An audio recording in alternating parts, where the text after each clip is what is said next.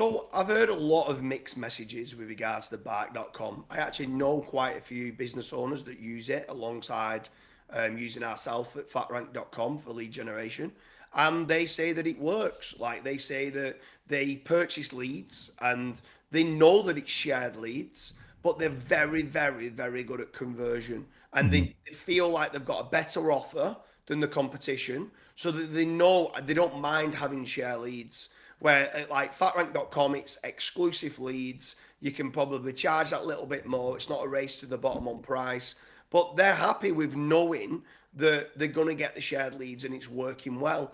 On the flip side, I've heard some horror stories where people have bought a lot of inquiries and it might have been for a longer term play, let's say for like solar panels and for different services like roofing, plumbing, and quite a few others to be fair. But they've basically come back saying like we got no conversions. We spent £5,000 with them on lead generation, and the Bark leads that we got generated, they just wasn't interested, or they'd already like as they spoke to them, they've already spoke to three others, and I feel that I'm certain industries I know that they're reselling the leads 5 times. So then you're up against five other people. So unless you've got an amazing offer and a great sales funnel, and you're not shy of beating competition on price, then I'd say be careful. Yeah, definitely. Like I personally don't like beating people to the bottom.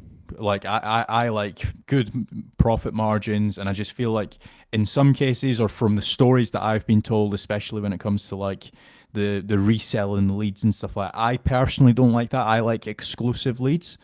Now that being said, there might be a couple reasons as to why you might decide to still go with Bark. So, for example, it might be that certain time of the year. There might be different seasons that your business is actually going in or coming out of season, and you might say, "Well, actually, do you know what? I don't mind spending a couple £1,000 a month on Bark, even if it is at low net profit margins, just to keep the guys with the vans busy and stuff like that." So, in some cases, it can make sense to go with Bark.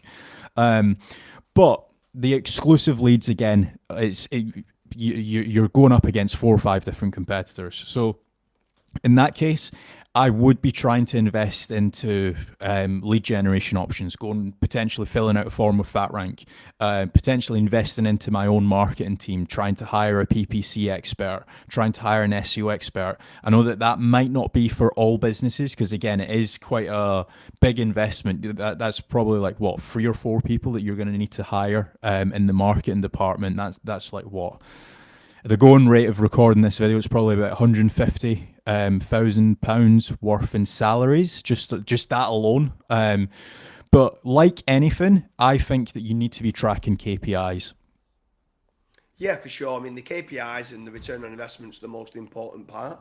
So, can you make a return on investment on Bart leads? Absolutely, you can if you've got the right funnels. Like, I'll give you one of the examples that I was talking about where it worked. It was in the accountancy space, and what they was doing is they was signing people up for £29 a month, and all what they're doing was the year-end accounts. Now, at £29 a month, it's hardly worth doing. Like they're a very, very small business. But what they was doing is they had in hope of these businesses, they need to start from somewhere. And Hmm. they was hoping that they'd build up a network and build up a network. And at some point, some of these companies could turn into a two, three, £4 million revenue business. They might end up getting payroll and that and everything else.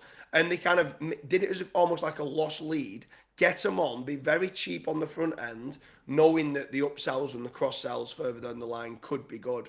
But like you said, you need the right funnels. But in general, as a business owner, the KPIs are the most important part. Are you going to get a good return on investment if they are not on a recurring revenue model? If it's a one-off roofing job or anything like that, no. Like you said, it's a race to the bottom on price. At that point, I'd want to do what you said. Do a little bit of SEO, a little bit of PPC, team up with a lead generation company, and then physically then try to go and make my fast money today. I'm generating leads today, and tomorrow I'm building up my whip, I'm building up my online presence with SEO, and then you're doing both slow money and fast money. Yeah. So a little bit of a question for you.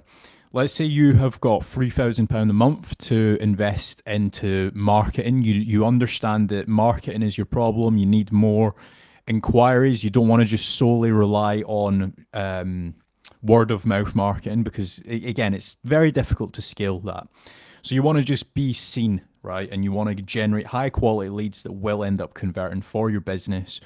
What's your go-to strategy? Let's say you're a solar business, you're a solar panel installer in Manchester. So the first thing I would do is I'd go over to, obviously I'm slightly biased, but I'd go over to flatrank.com, right? You've got nothing to pay up front, you fill in your details, and quite a few companies don't qualify. But if you do qualify, it's a no risk supply of inquiries. You just pay on the jobs that you convert. So that's the first thing I would do. And until I got the response from flatrank.com, I wouldn't go looking to spend any money yet because I would wait for the audit. And when the audit comes back, the audit will say where they like fail or where they're not great at present. Now that could be the website, they don't even have a website and they need to go and buy a website. It could be that they do have a website, but the conversion rate of the website isn't good. So they shouldn't be spending money on pay-per-click with Google AdWords and they need to get a new one being designed. It could be that they don't even rank for the brand and they need to improve the SEO. It could be they don't have enough testimonials or case studies. There's lots of different things that they could be doing. If they've got everything lined up, they've been going, let's say 10 years, they do 2 million in revenue a year, they're a commercial solar company, they do kind of get accepted by fatrank.com, you still have your £3,000 a month to spend on marketing because you only pay that on the back end. At that point, I would be spending maybe a third of my money on SEO and doing case studies, doing testimonials, maybe a third of my money on PPC and a third of my money on social media ads. And that's kind of where I'd be going initially. And I'd run that for 3 months. And then I'd quickly then track what's getting me the best return on investment.